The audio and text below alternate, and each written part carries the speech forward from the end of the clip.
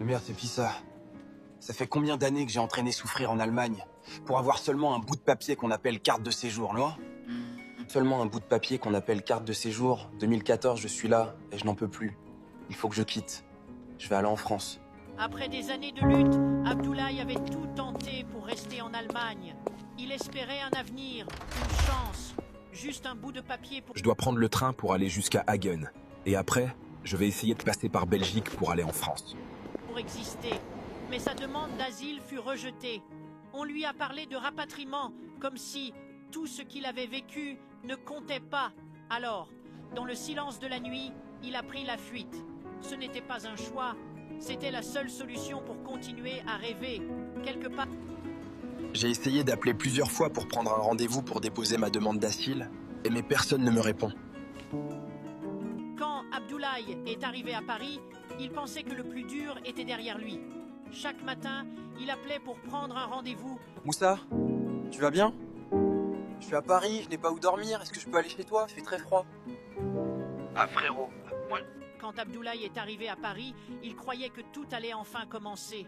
Mais ce soir-là, sous le froid et la pluie, son téléphone est resté muet. Aucun ami, aucune main tendue. Il a essayé d'appeler encore et encore, mais les réponses étaient les mêmes. Je ne peux pas, je suis loin, je suis désolé. Alors, il a compris que même ici, il était seul, seul dans la ville des Lumières, avec pour seule chaleur son courage. Bonjour madame, je m'appelle Abdoulaye, je viens d'arriver à Paris et je n'ai pas où dormir. Mais ça fait 2 jours que je dors dans la rue. Il fait très froid, je ne sais pas où je dois aller. Monsieur Abdoulaye, je suis désolée, il n'y a pas de place ce matin. D'accord madame, merci beaucoup. Chaque jour, Abdoulaye appelle le 115. C'est le seul numéro qui peut lui dire s'il aura un lit pour la nuit. Mais à Paris, les places sont rares. Parfois, il faut appeler des jours entiers sans jamais avoir de réponse. Pendant 2 nuits, il a dormi dehors. Dans le froid, le ventre vide, le téléphone serré contre lui. Ici, avant d'avoir un toit, il faut d'abord avoir de la patience. Et dans le silence glacé des rues de Paris, Abdoulaye attend encore qu'on lui fasse une place. Tous mes amis m'ont abandonné parce que je n'ai rien. Depuis 2014, je suis en Europe. Mais un jour, ça ira. Chaque matin, Abdoulaye monte dans le métro. Sans programme, sans but précis. Il s'assoit, regarde les stations défiler, parce qu'il ne sait pas vraiment où aller. C'est ça, la vie d'un aventurier en Europe.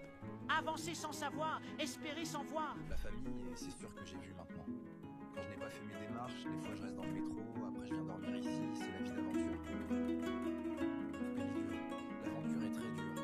Même si tu t'expliques à ta famille, ils ne vont pas comprendre. Ils pensent que quand tu es en Europe, tout va bien, mais ils voient si c'était vous à ma place, qu'est-ce que vous feriez? Laissez-moi votre commentaire. Merci. On se le prend pour la suite. Aventure mode. Bonjour, je vous vois souvent ici. J'espère que vous tenez le coup, ça va un peu aujourd'hui. Oui, ça va un peu. Ce n'est pas facile dehors, mais je fais ce que je peux. Merci pour ce que vous faites. Dînier. Abdoulaye, dites-moi, vous dormez où en ce moment? Eh bien, pour être franc, je n'ai pas vraiment d'endroit où dormir. J'ai demandé l'asile, mais je n'ai pas encore de rendez-vous.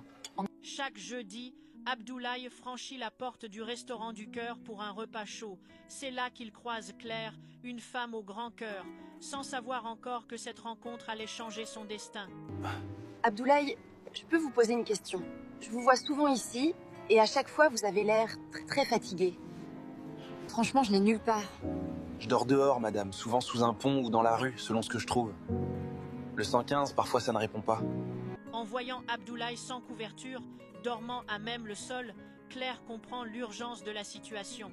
Sans hésiter, elle lui tend une couverture et un espoir, celui de ne pas rester seule face à la nuit. Un soir, poussée par l'empathie, Claire suit Abdoulaye pour découvrir où il trouve refuge. En le voyant dormir sur le sol froid, elle ressent une profonde compassion. Avec une douceur infinie, elle lui propose un toit, transformant... Abdoulaye. C'est vraiment ici que tu dors? Je ne pouvais pas imaginer que tu étais dehors, ça me fait de la peine. Avec moi, Abdoulaye. Je ne peux pas te laisser dormir dehors. Merci, Claire. Oh, je ne sais vraiment pas comment te remercier. Tu me sauves, vraiment.